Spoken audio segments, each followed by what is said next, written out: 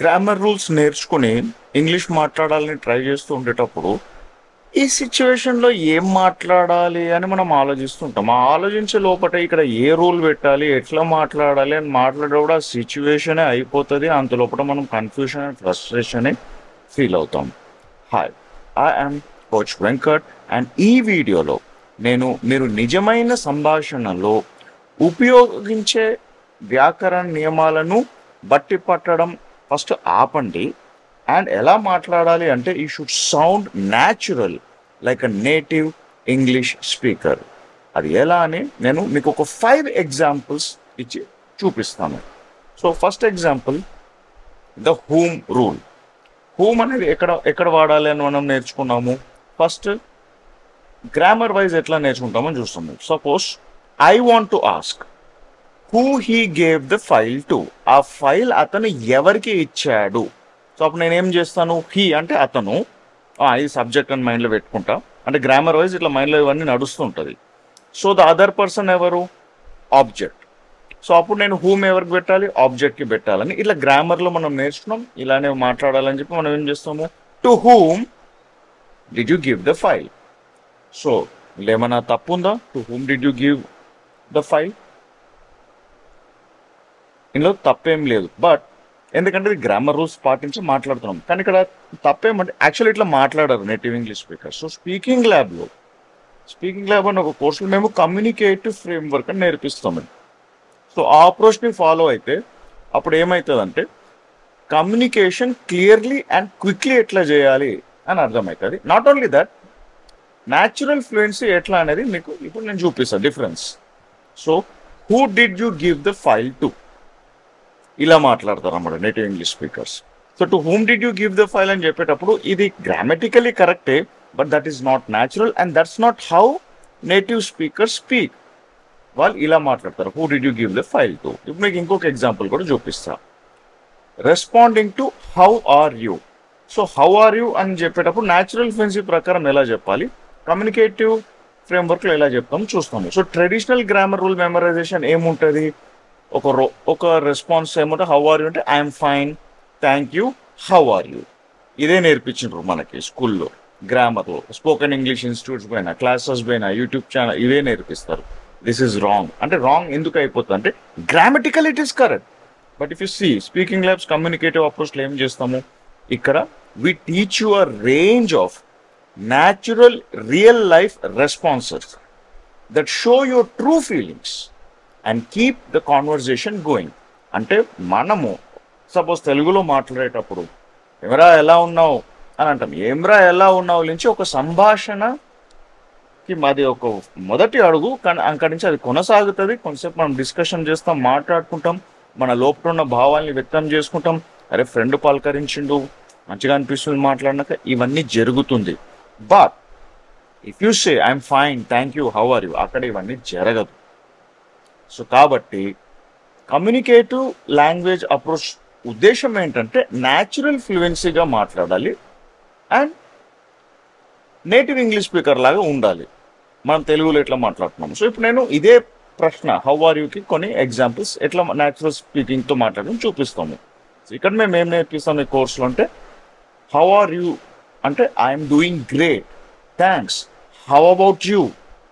So ఇట్లా మాట్లాడినప్పుడు ఏమవుతుందంటే ద కాన్వర్జేషన్ కీప్స్ గోయింగ్. అంటే ఏంటి, నెక్స్ట్ నేను ఒకటి అడుగుతున్నా అండ్ నేను నిజంగా నా ఎమోషన్ ఇక్కడ చెప్తున్నా, ఐఎమ్ డూయింగ్ గ్రేట్, థ్యాంక్స్ అంటే ఏంటి, అరే నేనైతే మస్తున్నాను, అరే అడిగినందుకు మంచిగా అనిపిస్తుంది నాకు, నువ్వు ఎట్లున్నావు, that's what's happening here.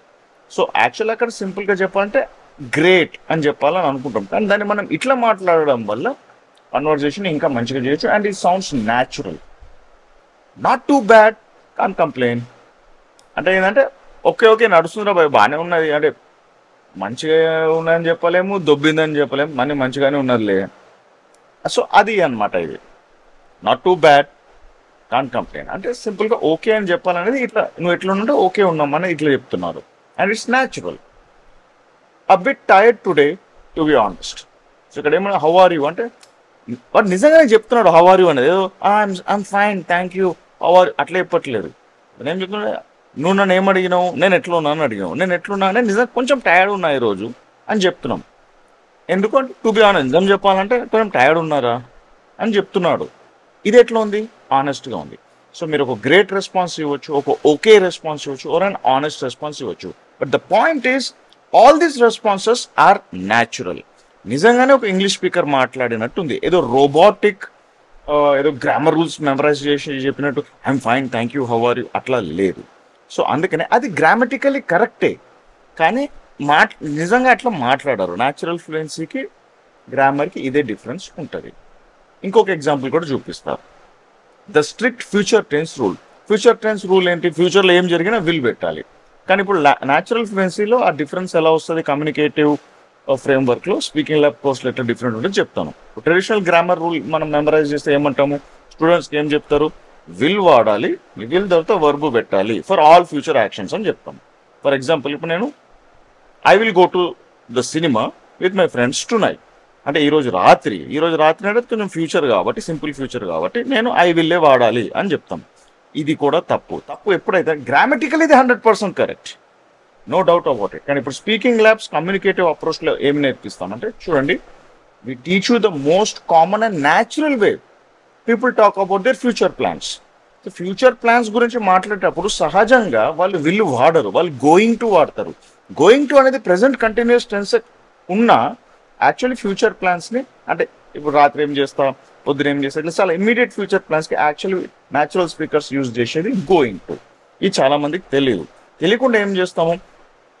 Will పెట్టిన యాక్షన్ పెట్టిన వర్బ్ కరెక్టే కదా అని అంటారు. బట్ యాక్చువల్లీ ఇక్కడ చూడండి, I'm going to the cinema with my friends tonight ఇలా అంటారు. పిల్లలు వాళ్ళ పేరెంట్స్తో చెప్పాలనుకున్నారు, I'm going to my friend's house for sleepover tonight అంటే ఏంటి? ఫ్రెండ్స్ అందరు కలిసి ఏదో ఒక ఫ్రెండ్ ఇంట్లో పడుకుంటారు ఈరోజు, గేమ్స్ ఆడుకుని, వీడియో గేమ్స్ ఆడుకుని, చిన్న ఏదో పార్టీ, పిజ్జా, కోకోకోలా ఆర్డర్ చేసినట్టు తినడం. సో అది కూడా గోయింగ్ టు అనే చెప్తారు, ఐ విల్ అని చెప్పరు. సో విల్ చెప్పొచ్చు, బట్ ఇట్స్ గ్రామటిక్, ఎందుకంటే గ్రామర్ ప్రకారం నేర్పిస్తే అట్లా అనిపిస్తుంది కరెక్ట్ అని, కానీ యాక్చువల్ మాట్లాడేటప్పుడు అట్లా మాట్లాడరు. కాబట్టి వినేవాడికి ఇది కొంచెం వింతగా అనిపిస్తుంది. I'm meeting my friends for a movie to night.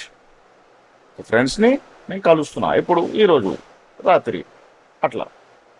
So స్ట్రిక్ట్గా ఫ్యూచర్ టెన్స్ రూలే వాడాలి అని బంధించి వాడినప్పుడు స్టూడెంట్ గ్రామర్కి బానిస అయినాడు, గ్రామర్ కరెక్ట్గా చెప్తుండు, కానీ వినే పర్సన్ కాదు చాలా ఏంది కొంచెం ఏదో డిఫరెంట్ ఉంది కదా అన్నట్టు అనిపిస్తుంది. అలా ఇప్పుడు ఇంకొక రూల్ చెప్తాను, దీన్ని the non countable nouns rule అంటాము.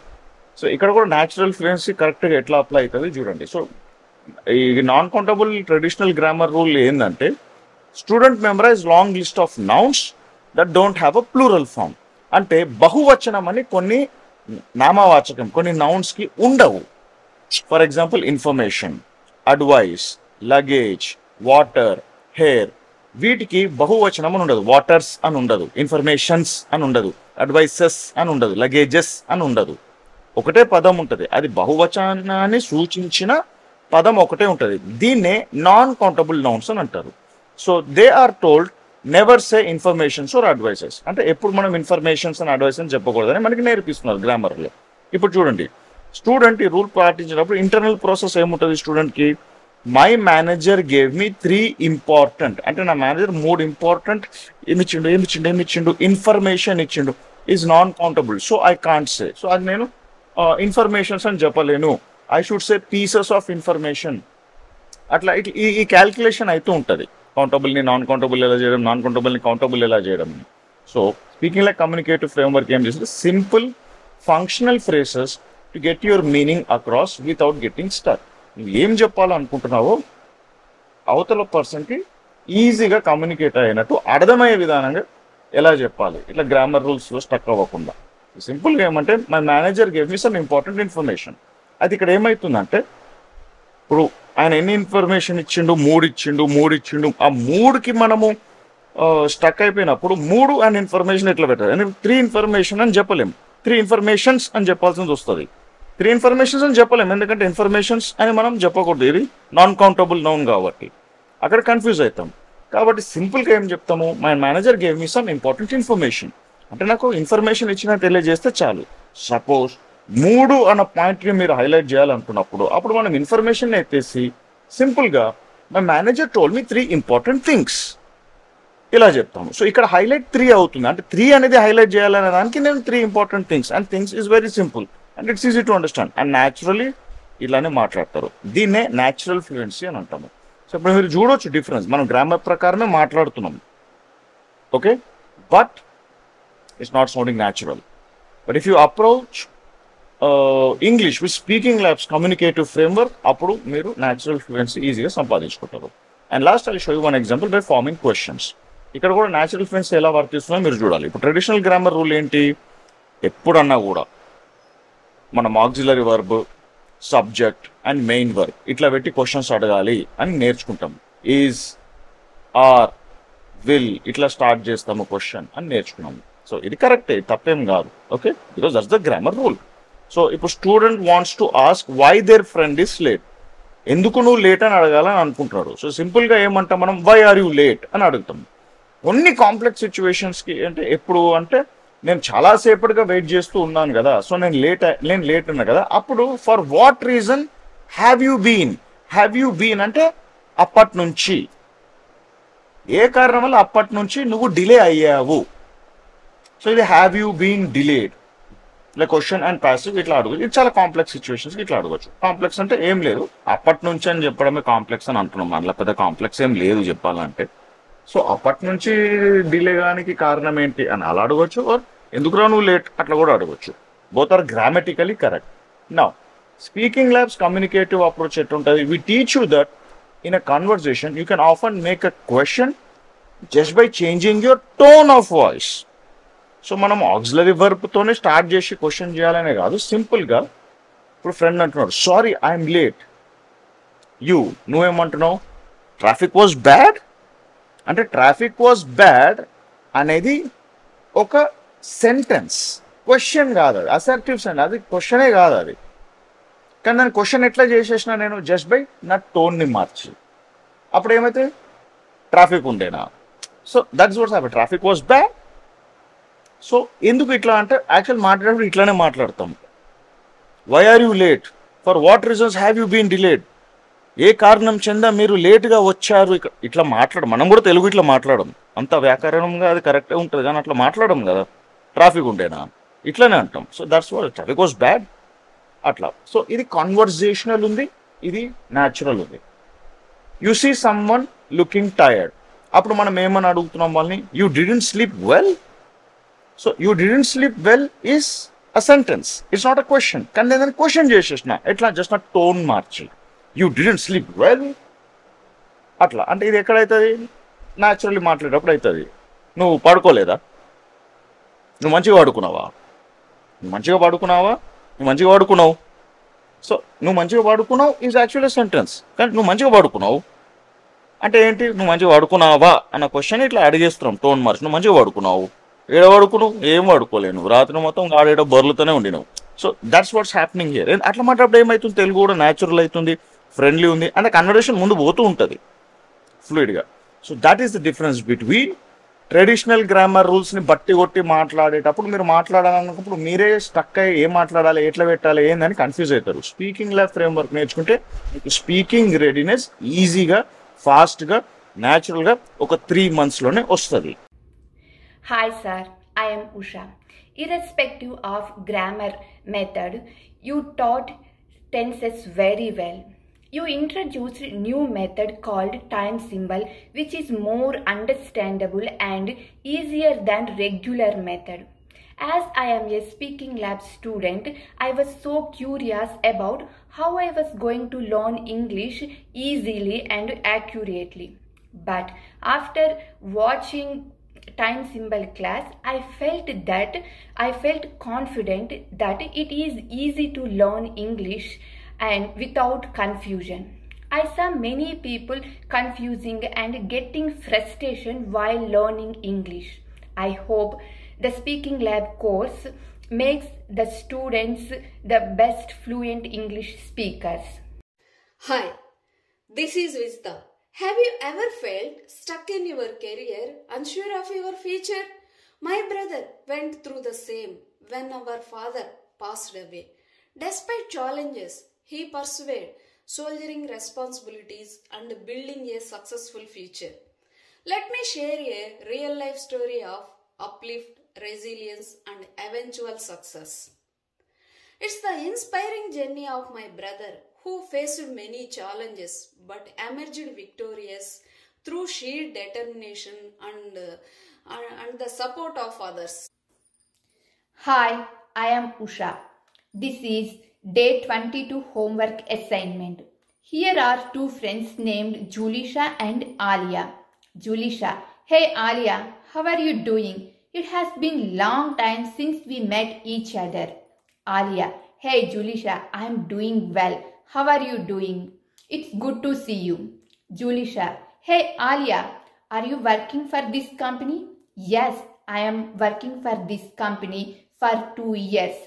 Are you working on contract base? Yes, I have been working on contract base. I will have been continuing my work for this company until 2024 December. By that time, my contract ends. Will you have to find out other job? I may find or continue based on project. Good evening, sir. I am Jayanti. This is my day 17 class. Have you ever faced depression by losing something most important in our life? Did you feel that you don't need to achieve anything anymore?